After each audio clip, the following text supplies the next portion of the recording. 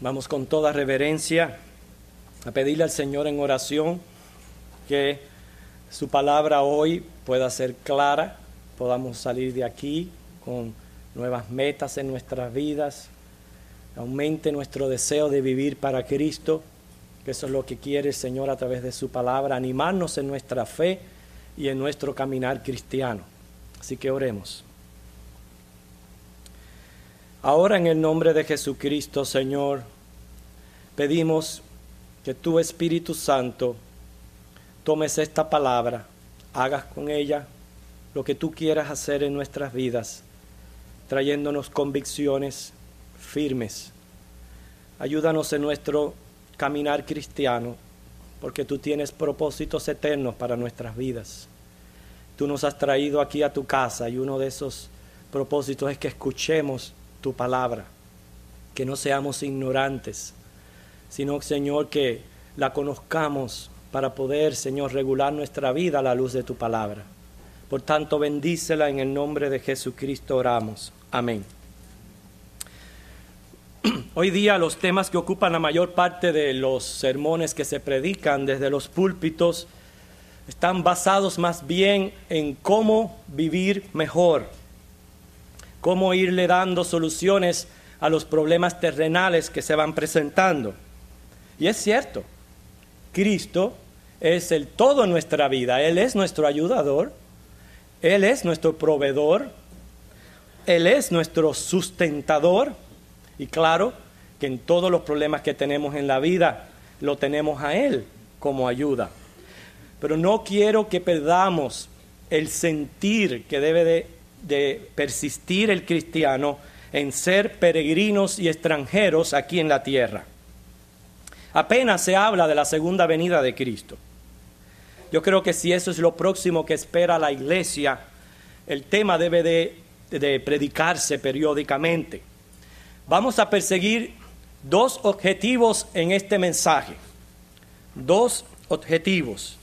No quiero solamente perseguirlo yo. Ustedes conmigo tengan estas dos cosas en su mente para que cuando salgan de aquí digan efectivamente, ahora yo sé esto y voy a hacer esto.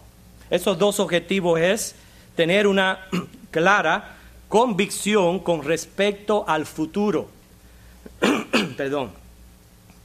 Y que esta convicción con respecto al futuro transforme nuestras vidas, nos ayude a enfocarnos en lo que es verdaderamente importante, que es vivir para Cristo. Hoy vamos a hablar del rapto de la iglesia. Una de mis experiencias, esto no son los cuentos, sino que fue algo que nosotros vivimos en una de las iglesias que asistíamos en Miami, es que nos encontrábamos en una vigilia de oración. Y allí había una joven, aparentemente estaba sentada, participando de la vigilia, pero ella nos contó una experiencia que tuvo que cambió radicalmente su vida. Ella estaba allí, pero ¿sabe qué? Era la persona más aburrida que había en la tierra. Toda aquella vigilia le era un fastidio tremendo. Era tal que decide levantarse e ir al baño, a pasar el tiempo en el baño para ver si el tiempo se pasaba más rápido.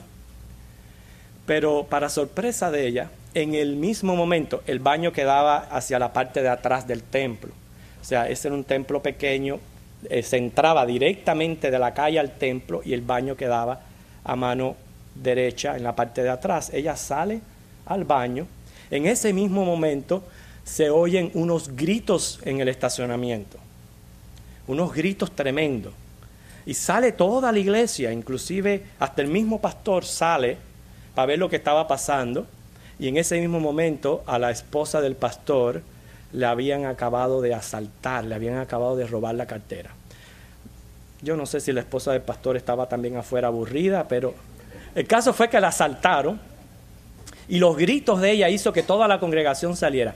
Cuando esa muchacha salió del baño y vio aquel templo vacío, se puso amarilla de todos los colores. Ella misma nos cuenta que ella realmente pensó de que había ocurrido el rapto y que ella se había quedado en la tierra.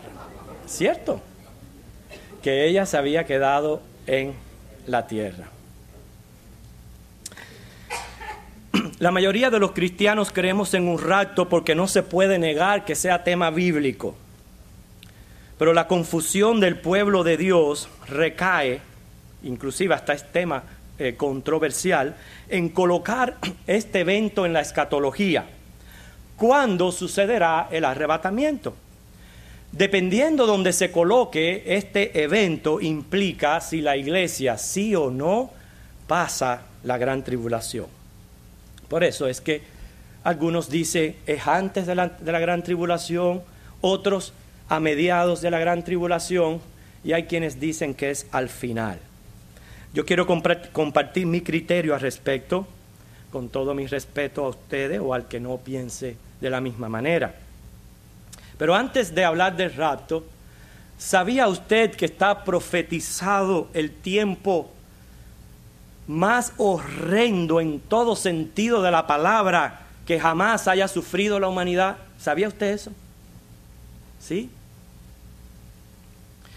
Al recorrer la historia nos damos cuenta que han habido tiempos bien difíciles en la humanidad.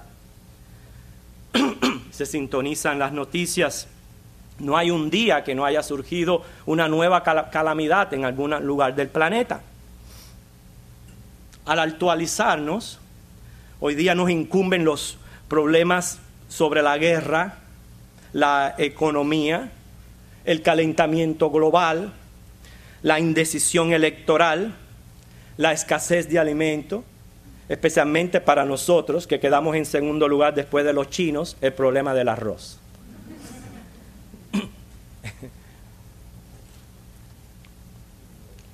Pero la última vez que yo prediqué sobre este tema, yo tengo en mis notas que hablé sobre el tsunami que había ocurrido en Asia. No había en mis notas las inundaciones que están ocurriendo en el centro del país. No había en mis notas el microchip que quieren implementar poniéndolo debajo de la piel de las personas. ¿Cuántos han visto esa noticia? Uy, qué bueno que tenemos varias manos que están viendo que eso ya se está poniendo sobre el tapete. ¿Ok? Quiere decir, hermano, ¿está de acuerdo conmigo en que en la historia de la humanidad han habido situaciones bien difíciles, pero que la situación actual no es nada alentadora? ¿No es cierto eso? Inclusive gente que no es cristiana dicen por ahí, el mundo se va a acabar. Pero les digo, estos son solamente señales. ¿Qué tiempo van a durar estas señales? Solamente Dios lo sabe. Pero les quiero decir algo. Las señales van a durar el tiempo suficiente para que usted, si es un escogido de Dios, usted venga a los pies de Cristo. Por usted si es un escogido de Dios y no se ha entregado a los pies de Cristo, por usted van a durar las señales. Pero eso es algo que solamente Dios lo sabe. Nada se puede comparar al periodo en que Dios derrama su ira en juicios contra el pecador y las huestes del maligno. Va a ser el tiempo más oscuro que se haya conocido. Los días van y vienen. Nosotros aparentemente todo está igual, pero no. Ahora hay programas que usted mira sus títulos. En esta semana veía uno que su título era Cosas extrañas están ocurriendo en el planeta. Esos son los títulos de los programas que ahora presentan en la televisión. Inclusive los más prudentes quieren enverdecerse para salvar el planeta. ¿Ya se enverdeció usted? Actúan así, ¿por qué? Porque no tienen esperanza y no conocen. Por eso que es la importancia de conocer lo que dicen las Escrituras al respecto. Hermanos, con relación al fin del mundo y al futuro, Dios tiene un plan soberano y un plan que es perfecto. Y este plan Él lo revela en las Escrituras. Si usted no conoce cuál es el plan de Dios, consiste en formar un reino. Su rey es Jesucristo. ¿Y quiénes son los que van a pertenecer a este reino? Su pueblo, su iglesia, nosotros. Ese es el plan de Dios. Pero es imprescindible que en el plan divino Él juzgue y Él radique todo el mal que hay sobre la tierra, debido a que Él es un Dios justo y Él es un Dios santo. Y esto Él lo va a hacer durante la gran tribulación. Este tiempo será peor que la persecución de los primeros siglos. Será peor que el holocausto de los judíos. Dice la Escritura que según se van abriendo los sellos, a consecuencia, la cuarta parte de la humanidad irá muriendo a medida que van ocurriendo. Y quiero decirle, tengo una cita bíblica, todo esto en el libro de Apocalipsis, pero no estamos en un estudio del libro de Apocalipsis. Todo esto que yo le voy a mencionar tiene su cita bíblica ahí en Revelaciones. Pero la cuarta parte de la humanidad va a ir muriendo a consecuencia de guerra mundial, de hambre, de pestes, de enfermedades, devorados por bestias. Se va a quemar la tercera parte de la vegetación. Van a oscurecerse las grandes lumbreras, el sol y la luna. Las aguas se van a convertir en sangre. El sol va a quemar con fuego la tierra. Van a ocurrir diferentes catástrofes atmosféricas a nivel universal. Los demonios van a poseer y atormentar a los hombres. Va a ser tan desesperante este tiempo que dice la Biblia en Apocalipsis 6:15, que el hombre va a desear la muerte y la muerte va a huir de ellos. Ahora, ¿usted cree que si Cristo se identifica con la iglesia como su novio, y es más, pone su relación con la iglesia como ejemplo, como un padre debe de amar a sus hijos y un esposo a su esposa? ¿Usted cree que si Cristo se presenta como el novio de la iglesia, su esposo, su futuro esposo, va a permitir que su amada pase por todo esto, teniendo el poder de liberarla? Claro que no. Es cierto que ha habido tiempos difíciles para la iglesia misma, pero es que ninguno de estos tiempos se puede comparar a este. Entonces, ¿pasará sí o no la iglesia esta tribulación? Hoy quiero traerles una exégesis y quiero compartir mi convicción sobre este asunto que es bien importante. Nos incumbe a todos. Ya repito, no es mi intención ofenderle si usted no comparte mi doctrina en cuanto a cosas futuras, pero es mi deseo compartirlos con la iglesia. Porque a pesar de los desacuerdos, hay una sola verdad. Y la verdad de Dios es absoluta. Y esta verdad está revelada en las Escrituras. Y es verdad que Cristo viene pronto, porque Él prometió venir por su iglesia. Y entonces, nuestro trabajo como estudiosos de las Escrituras es reafirmar nuestras convicciones a la luz de la misma. Y es lo que quiero hacer a través de esta exégesis. Aclarando primero que al colocarse el rapto antes de la gran tribulación, en ningún momento intenta dividir la segunda venida en dos. El rapto es parte de la segunda venida de Cristo. Tal así como fue el nacimiento de Jesús parte de su primera visita.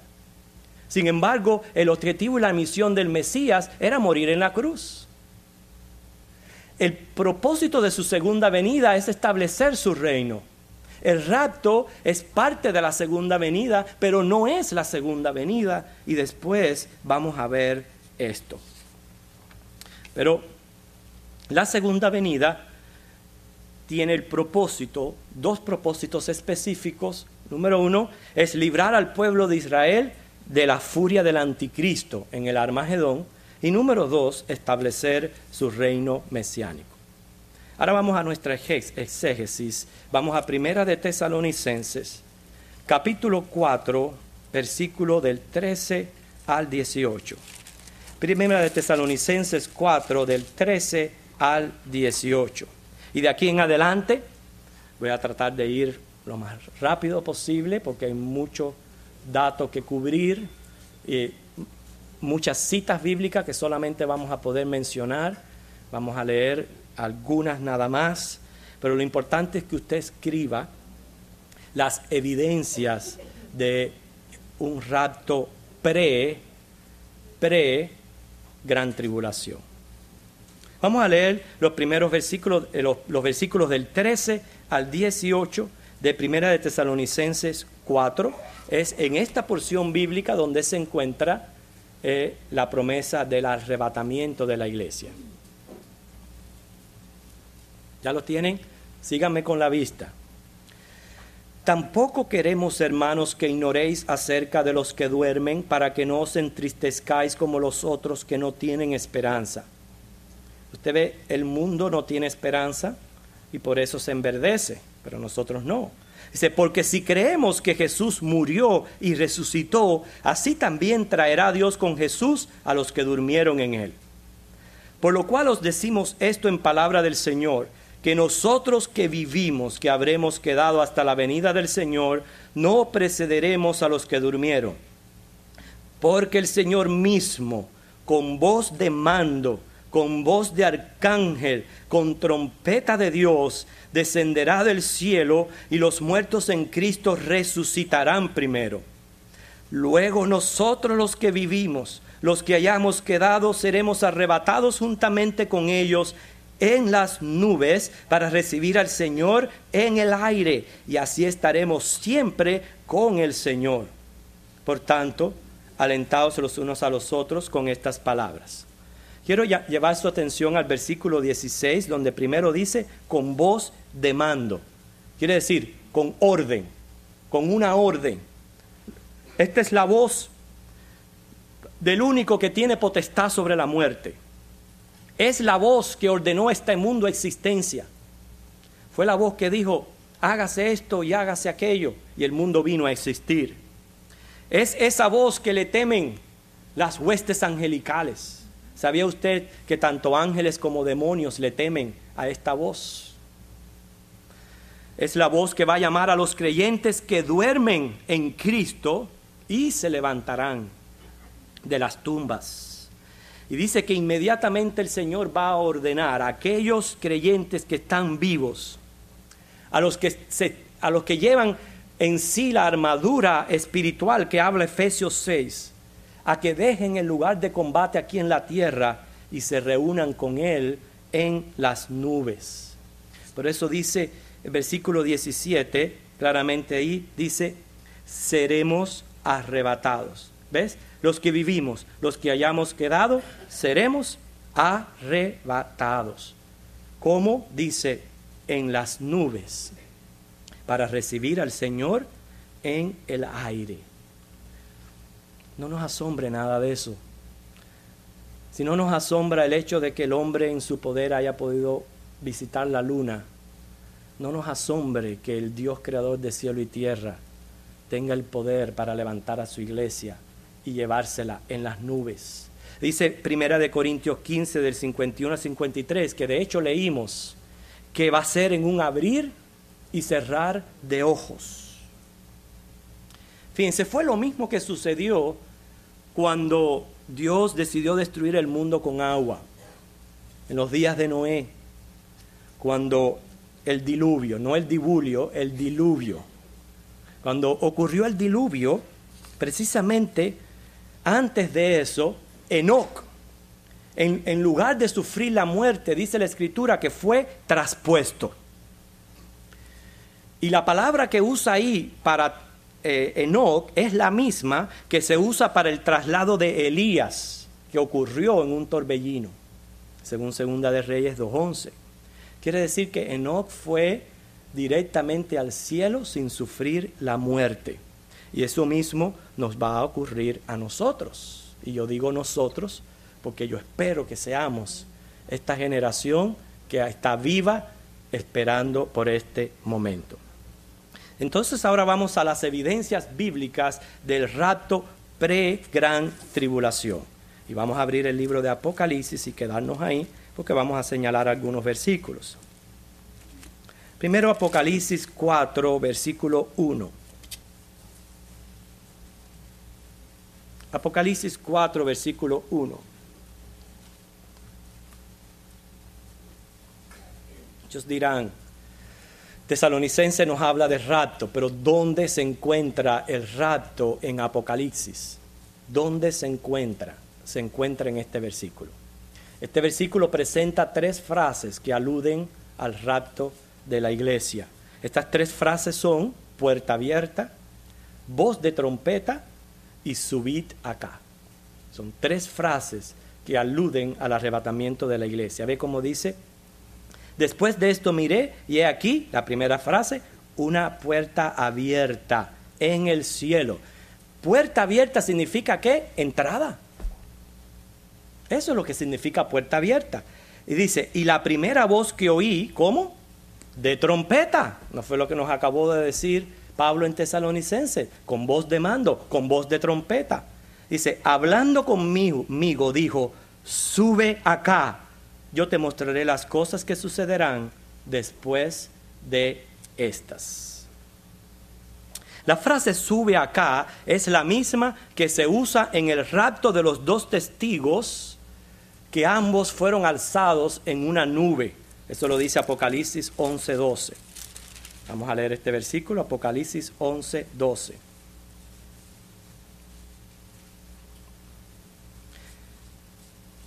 Y oyeron una gran voz del cielo que les decía, subid acá. Y subieron al cielo en una nube, y sus enemigos los vieron. Esta misma frase, subid acá, es la que se encuentra en Apocalipsis 4:1. En griego es aba bate uo. O sea, no es uo al bate, es aba bate uo. Yo inclusive a lo mejor no lo estoy ni pronunciando correctamente en el griego. Pero es la misma palabra usada en ambos lugares.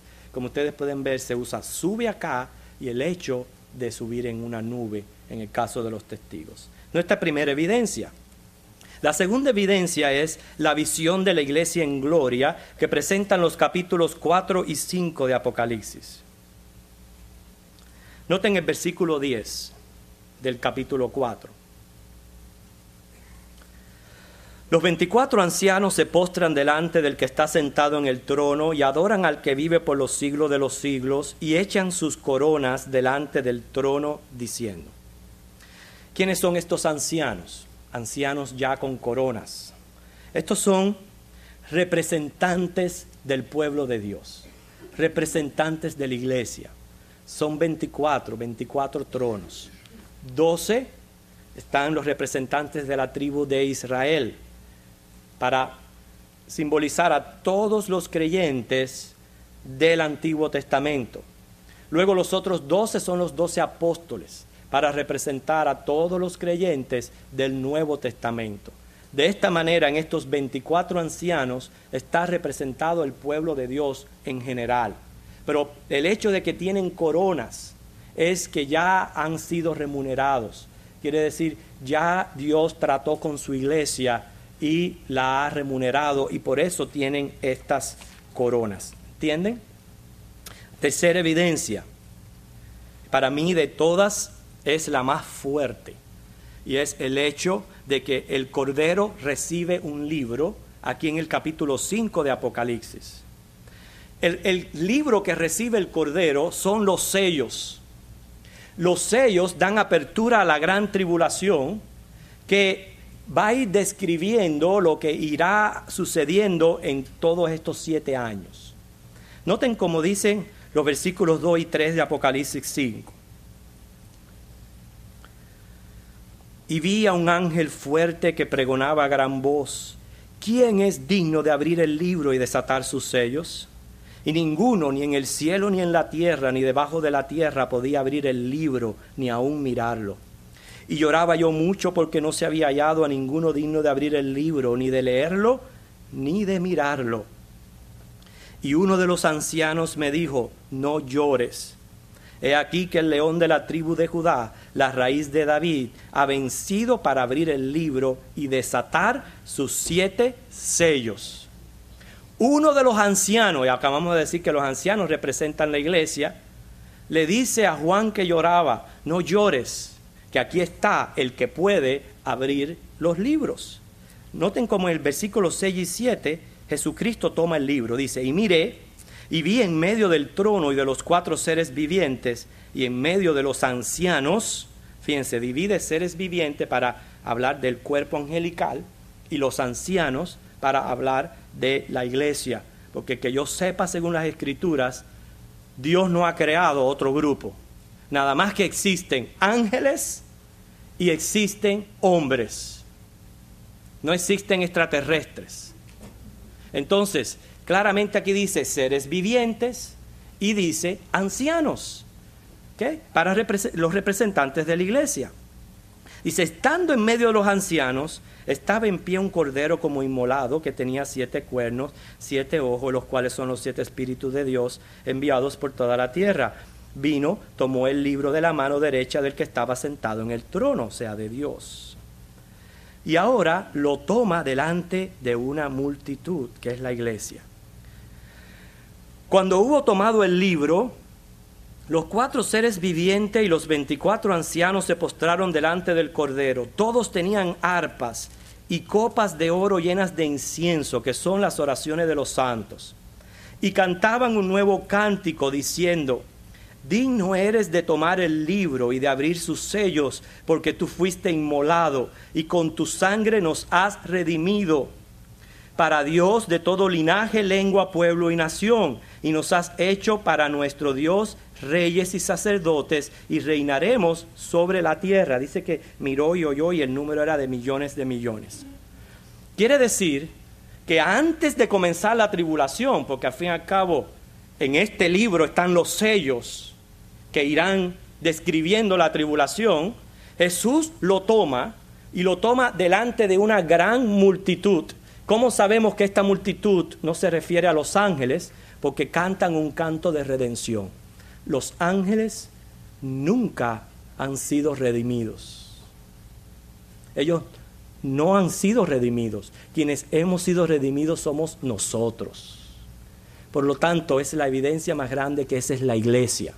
Es más adelante, entonces, con otras palabras, sí se unen los ángeles en un tremendo canto al Señor. Pero noten lo que dice Apocalipsis 6. Y esta es la otra evidencia, que el anticristo entra en escena. Dice Apocalipsis 6, vi cuando el Cordero, ¿qué hizo? Abrió uno de los sellos. Él lo toma delante de la iglesia y ahora procede a abrirlo. ¿Qué? Y dice que cuando abre uno de los sellos, oí uno de los 4 seres vivientes decir, como con voz de trueno, ven y mira. Y miré aquí un caballo blanco. El que lo montaba tenía un arco y le fue dada una corona y salió venciendo y para vencer. Este primer sello revela un jinete montando un caballo blanco.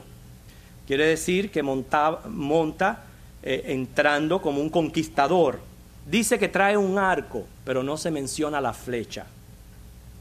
Significa que él viene a hacer guerra, pero una guerra a través de una paz ficticia. ¿Por qué? Porque viene venciendo. Venciendo significa que él va a comenzar su dominio sobre 10 naciones. Y luego, para vencer, revela su propósito, su plan tridimensional de formar un gobierno, una religión y una economía mundial. Y esto lo logrará más adelante. Claramente este es el anticristo. Ahora vengan conmigo a Segunda de Tesalonicenses, capítulo 2. Segunda de Tesalonicenses 2, versículos 6 al 9.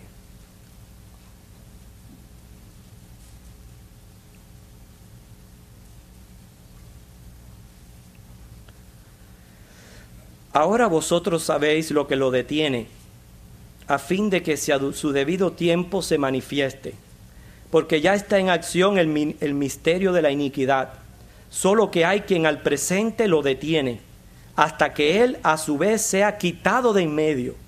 Entonces se manifestará aquel inicuo, a quien el Señor matará con el espíritu de su boca, y destruirá con el resplandor de su venida.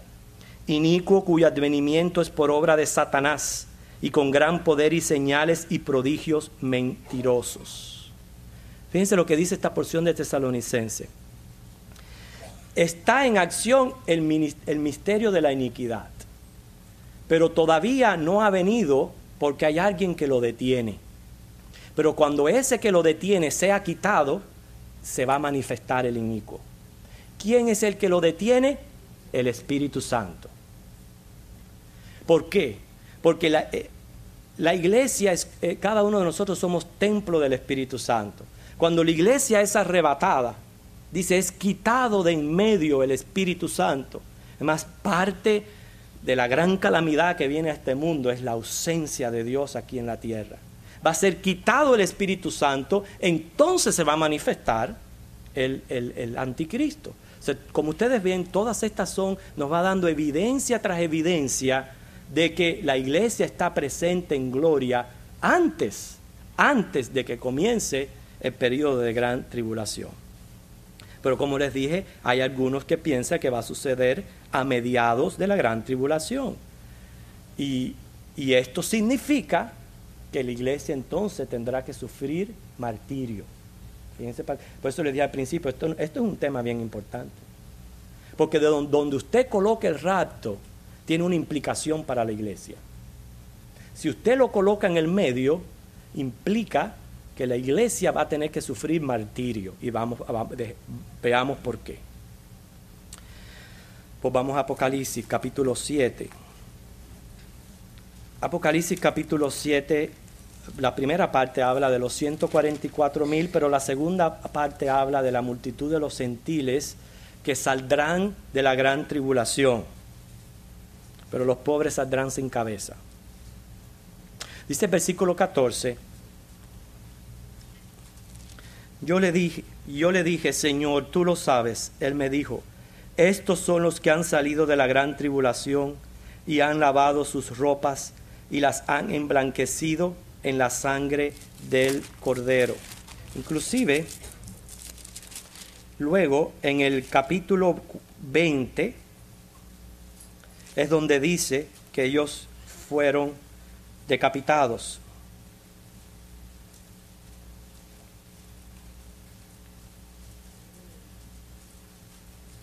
Vi tronos, se sentaron sobre ellos los que recibieron facultad de juzgar. Vi las almas de los, que claramente dice ahí la Biblia, decapitados por causa del testimonio de Jesús y por la palabra de Dios. Los que no habían adorado a quienes, a la bestia ni a su imagen, y no recibieron la marca en sus frentes ni en sus manos, y vinieron a reinar con Cristo 1000 años. Es decir, que está la iglesia que se va con Cristo antes de la gran tribulación, y van a haber gentiles creyentes que van a tener que sufrir el martirio. ¿Por qué? Por no dejarse poner la marca del diablo. Marca de la que yo les estoy diciendo que ya se nos está acostumbrando con esto del microchip, del tamaño de un arroz, que se lo inyectan debajo de la piel con una jeringuilla, y sirve para marcar y para identificarnos. Ahora, ¿estamos cerca o no de la venida de Cristo? ¿Sí o no? Estamos cerca de la venida de Cristo. ¿Por qué? Dice, ¿quiénes son estos? Obviamente los que no participaron del rapto se quedaron a sufrir la gran tribulación. Pero a pesar de este grupo, fíjense, este grupo se revela en la Biblia antes que sean vertidas las copas del juicio.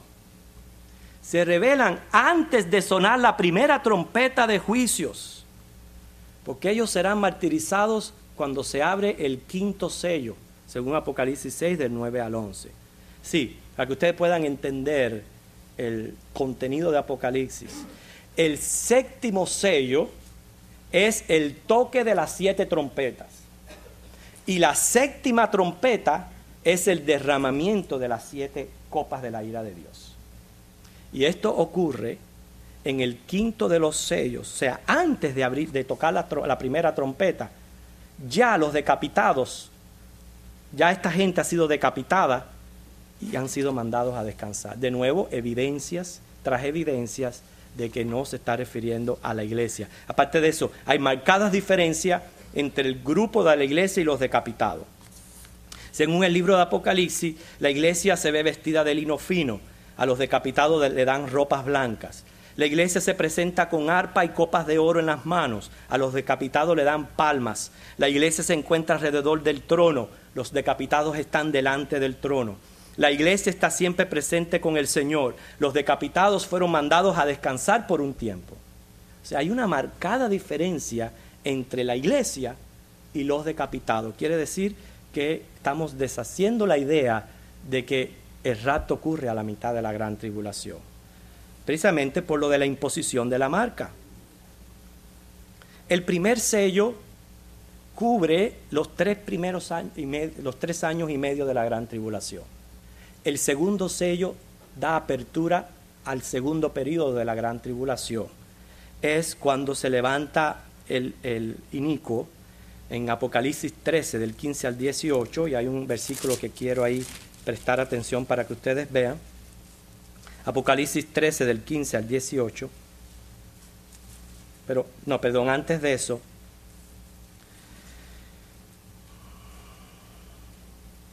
Noten lo que dice el versículo 7. Abrió su boca en blasfemias contra Dios para blasfemar de su nombre, de su tabernáculo, y no solamente de Dios, de los que moran en el cielo, de los que ya moran en el cielo. ¿Quiénes moran en el cielo? La iglesia. Quiere decir que cuando el anticristo durante los primeros 3 años y medio ejerció el dominio sobre 10 naciones y ya está listo para conquistar el mundo entero, en el momento que él entra en escena para conquistar el mundo entero, él blasfemia contra Dios y contra los que moran en los cielos. Lo que me está diciendo a mí que hay un grupo allá arriba. ¿Okay? Y después de eso es que ocurre la decapitación de los demás. Miren lo que dice el versículo 15 al 18. Se le permitió infundir aliento a la imagen de la bestia para que la imagen hablase e hiciese matar a todo el que no la adorase. Hacía que a todos, pequeños, grandes, ricos, pobres, libres, esclavos, se les pusiese una marca en la mano derecha o en la frente, y que ninguno pudiese comprar ni vender, sino el que tuviese la marca o el nombre de la bestia o el número de su nombre. Aquí hay sabiduría. El que tiene entendimiento cuenta el número de la bestia, pues es número de hombre, y su número es 666. Significa 3 líneas de 6 números que identificarán a una persona de manera tal que es imposible poderse duplicar. Esto va a ser implantado. O sea que la idea mía es, llevándolos a nuestro tema, es cuando el anticristo viene a gobernar el mundo entero, el pueblo de Israel huye, escapa. Dios le permite huir y escapar. El pueblo de Israel nada más. ¿Okay? Los gentiles son los que quedan para lidiar con el anticristo. Los gentiles creyentes de ese entonces son los que se van a abstener de ponerse esta marca. ¿Qué quiere decir? Y que me impresiona mucho que Apocalipsis 7 dice que son millones los que se van a abstener, los que van a sufrir martirio por causa de Cristo. Pero como ustedes ven, hay solamente 2 opciones. O sea, para este primer tiempo, para el inicio del segundo periodo, hay solamente 2 opciones. O te pones la marca para que puedas vivir, ¿verdad? O te mueres. Es una u otra. Si ustedes se quieren recordar de eso, recuérdense de los caramelos M&M's. Muerte o marca. Eso es lo que es. O te pones la marca o te mueres. La marca es el sello de propiedad del anticristo. Porque igual que Dios nos sella a nosotros con el Espíritu Santo, Él sella a los suyos. Y con esa marca nadie entra al reino de los cielos. Es decir, que te pones la marca y vas directico al lago de fuego. Directico. Pero van a haber muchos que se van a abstener de ponerse esta marca. Pero la idea mía es, si esto está ocurriendo a la mitad, ¿quiénes van a estar vivos para esperar al Señor cuando Él venga en su segunda venida, si es que colocamos el rapto al final? ¿Entienden la idea? Les repito. Si ya a la mitad, lo único que ya han quedado ha sido gentiles marcados y el pueblo de Israel huyendo, ¿qué gentil va a esperar al Señor en el rapto, en la segunda venida? No da sentido. Porque en la segunda venida Dios viene acompañado de su iglesia a librar a Israel y a establecer su reino en la tierra. Por lo tanto, es imposible que el rapto ocurra en la segunda venida y esa es nuestra última evidencia. En el capítulo 19 usted no va a encontrar evidencia de rapto. Comienza también con un cielo abierto, pero este cielo abierto es para los judíos. Además de esto, ya estoy terminando, hay una marcada diferencia entre el rapto y la segunda venida, y se las voy a decir. Según la Biblia, nadie sabe cuándo el rapto va a suceder, porque va a ocurrir repentinamente, en la velocidad de un pestañear, como ladrón en la noche. ¿Usted se imagina que un ladrón lo llame a usted para hacer reservación? Mire, lo estoy llamando porque el viernes tengo planeado robar su casa. ¿Verdad que es inconcebible? Por eso es que la venida de Cristo es como ladrón en la noche, es inesperada, lo va a tomar uno por sorpresa, es sin aviso. Ahora, lo que yo estoy tratando de decir es que la segunda venida de Cristo van a suceder una cantidad de cosas que son preaviso. Por ejemplo, los ejércitos del anticristo se van a reunir para atacar a Israel.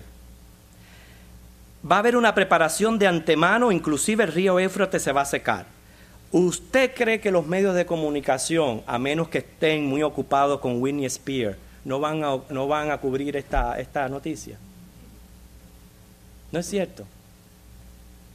Si el rapto fuera en la segunda venida, en cuanto a mi televisor me diga, los ejércitos están camino para Jerusalén,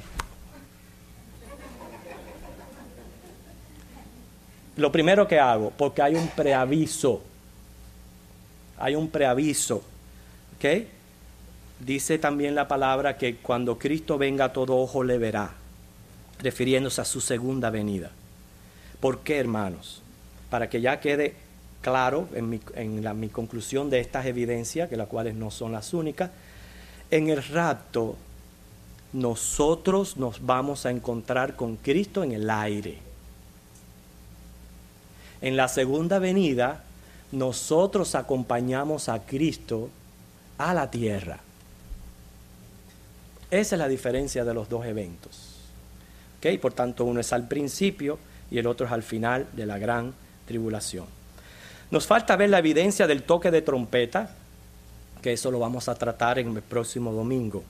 Pero ante tantas evidencias ya expuestas, concluimos que a pesar que estamos viviendo señales, lo cual no sabemos el tiempo que van a durar, pero antes que llegue lo real, mi convicción es que nos vamos antes de la tribulación. Al sonido de la final trompeta, cuando los muertos en Cristo resucitarán, los vivos seremos arrebatados, dice en un abrir y cerrar de ojos. Entonces nos encontraremos con Cristo en las nubes. Seremos llevados a las moradas celestiales. Allí celebraremos las bodas del Cordero. Y dice Tesalonicenses 4:17 que así estaremos siempre con el Señor. Así que, hermano, vale la pena vivir para Cristo. Aunque cueste sacrificio, aunque cueste abnegación, vale la pena ponerse esa armadura de Dios que habla Efesios y luchar la batalla de la fe, porque nuestra redención está muy cerca. Si aún no has venido a Cristo, Dios te está llamando. Como yo le dije, Cristo no va a venir hasta que el último de sus escogidos venga a sus pies. Y a lo mejor el Señor te está llamando. Y el Señor te llama hoy también. Pero no vengas a Él solamente para salvarte de estas cosas, sino para gozar de una comunión eterna con Dios. Pero parte de gozar la eterna comunión con Dios es lo que involucra la palabra salvación. ¿De qué nos está salvando Cristo? Cristo nos está salvando de la eterna condenación en el infierno y Cristo nos está salvando de este terrible periodo de la gran tribulación. Para uno salvarse, uno tiene que aceptar que el sacrificio de Cristo fue algo que Él hizo por su gracia, algo que nosotros no merecemos, que nosotros no podemos adquirir por nuestros propios esfuerzos y méritos, porque nuestro pecado siempre va a estar delante de Dios. Por eso Cristo murió en la cruz, por eso que Él murió, porque no había solución para nosotros. La solución nuestra es arrepentirnos de pecado, creer y aceptar que lo que Cristo hizo en la cruz, lo hizo para la eterna redención de mi alma. Lo hizo para salvarnos de nuestros pecados y tener vida eterna. Así que acéptale en tu corazón, cree en Él, acéptale como tu Señor y Salvador. Cuando el Señor te llama, escucha su voz. Ora, pídele al Señor que Él te salve. Pídele al Señor que Él borre tus pecados. Dile, Jesucristo, yo quiero aceptarte como Señor y Salvador de mi vida. Y entrega tu vida a Cristo. Una vez que entregues tu vida a Cristo, dice que ocurre una adopción. El Señor te adopta como su hijo, te hace parte de su iglesia, que es la única que tiene esperanza de salvación aquí en la tierra, la iglesia de Cristo. Así que oremos. Gracias porque, Señor, a través de este mensaje podemos tener a la luz de las Escrituras una clara convicción de las cosas futuras. Pero también, Señor, tú nos llamas para que esta convicción nos ayude a regular nuestra vida de manera tal que vivamos para ti. Señor, si hay alguien aquí que todavía no ha entregado su corazón a ti, Señor, yo sé que tú eres fiel y tu Espíritu Santo está obrando en estas personas. Ayúdales, Señor, regenérales, revélales, dales fe y dales el poder de arrepentirse, de convertirse y de entregar sus vidas a ti. Y a tu iglesia, abre sus ojos. Ayuda a tu iglesia a velar y orar para cuando tú vengas estemos listos para irnos contigo. Oh Señor, que nadie de los presentes aquí tengan que sufrir un martirio por causa de incredulidad. Lo pedimos en Jesucristo. Amén.